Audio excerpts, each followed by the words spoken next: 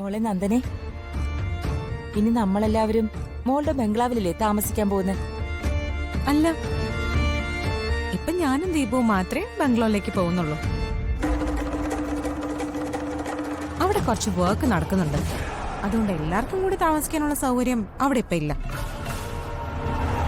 കരുതി വിഷമിക്കണ്ട.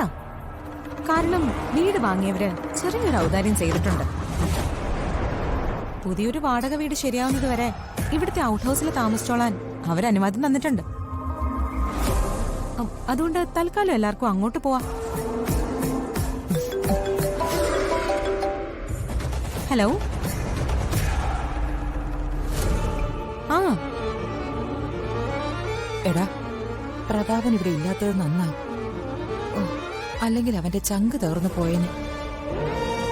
എടാ, പ്രതാപൻ ഇത്രയും വലിയ വീട്ടിൽ താമസിച്ചിട്ട് എങ്ങനെയാ ഔട്ട് ഹൗസിൽ പോയി താമസിക്കുന്നത്?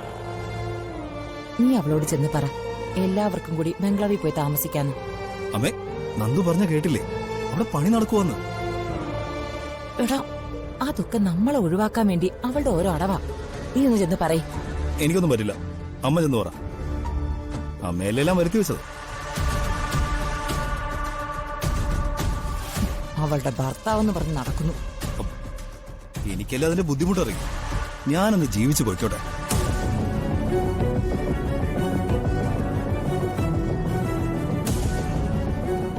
അമ്മയും മോനും കൂടി എന്താ ഒരു രഹസ്യം പറച്ചില്? അല്ല മോളെ, പ്രതാപൻ ഇത്രയും വലിയൊരു വീട്ടിൽ താമസിച്ചിട്ട് പെട്ടെന്ന് ഔട്ട് ഹൗസിലേക്ക് മാറുകയെന്ന് വെച്ചാ. വല്യമാവൻ കാരണം എന്റെ അച്ഛൻ ജയിലില് ഒരു മുറിക്കുള്ളിലാ കിടക്കുന്നത്. അത് വെച്ച് നോക്കുമ്പോ ഔട്ട് ഹൗസ് കൊട്ടാരമല്ലേ. ഇനി അത് തീരെ ചെറുതാണെങ്കിൽ, സൗകര്യങ്ങൾ തീരെ കുറവാണെങ്കിൽ വിശാലമായ വേറെ സ്ഥലങ്ങളുണ്ട്. റെയിൽവേ പുറമ്പോക്ക്, ബസ് സ്റ്റാൻഡ്, അവിടെയൊക്കെ ഇഷ്ടംപോലെ പാവങ്ങളും ഉണ്ട്. വല്യമാവിന് വേണമെങ്കിൽ അവരെയൊക്കെ സഹായിക്കുകയും ചെയ്യാം. വലിയ മനസ്സുള്ള ആളല്ലേ. ദീപു വാ.